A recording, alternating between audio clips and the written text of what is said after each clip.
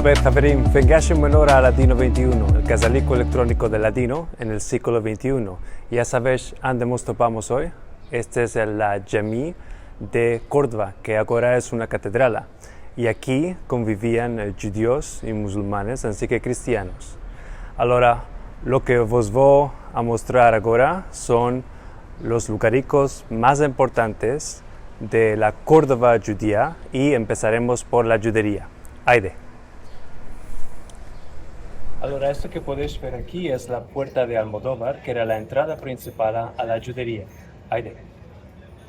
Y ahora, Haverim, esto que podéis ver aquí es la puerta de Almodóvar, que era la entrada principal de la judería o del quartier judío. Aide, entraremos. Esto es como si entrábamos en Al-Ándalus. Ya vais a ver que la calella es estrecha y tiene las paredes todo modo de plantas y flores. Las casas son blancas. Y aunque esta es la calella de judíos. Ahí entraremos.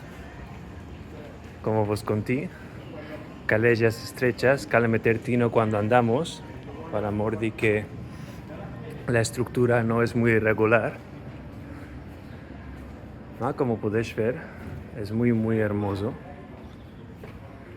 Nunca llegaremos a la fin y después os contaré sobre muchas más cosas y lugares aquí en la judería de Córdoba.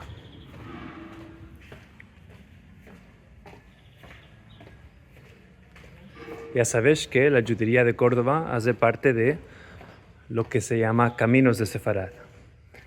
Siempre que topamos una ciudad donde hay aspectos importantes de la cultura judía, vamos a ver Caminos de Sefarad. Esta es la casa andalusí y allí podéis ver, a la fin de esta calella, la casa de Sefarad, donde hay una camareta que se llama camareta del ladino o camareta del judío español, que os mostraré a mañana, inshallah. Y caminando un poquitico más a la derecha, vamos a llegar al Cal de Córdoba. Aquí lo podéis ver, es muy renomado.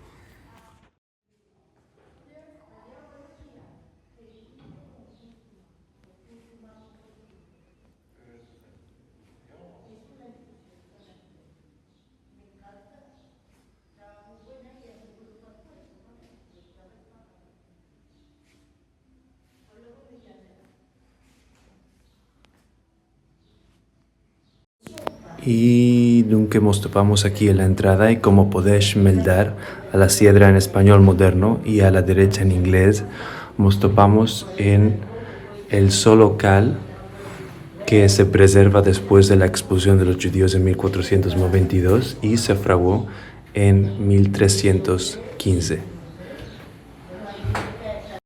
Y este que ves aquí es el muro occidental o muro del Ma'araf. Y todos los muros tienen inscripciones en ivrit, como puedes ver aquí a la sidra y en driba, un poquitico ahí. Y este es el muro del este o muro oriental. Y podéis ver aquí otra vez las inscripciones y el traslado a la sidra en español moderno. Y a la derecha en inglés.